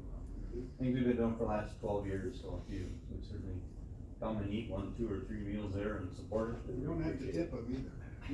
Oh, we get lots of tips, but they're all verbal. Any other announcements? If not, I entertain a motion to Can I make adjourn. a real quick Yeah, request? go ahead, sorry. You know, with the two-sided printing of the paper, which I'm sure saves lots of money. We're trying. Huh? We're trying. Would it be helpful to just number the pages, just with a line, so that somebody says, this is on page 9, we can find it? Sure, absolutely. That would be helpful. Thank you. Okay, I'll entertain a motion to adjourn. By Jerry Biller and second by Michelle. We're adjourned.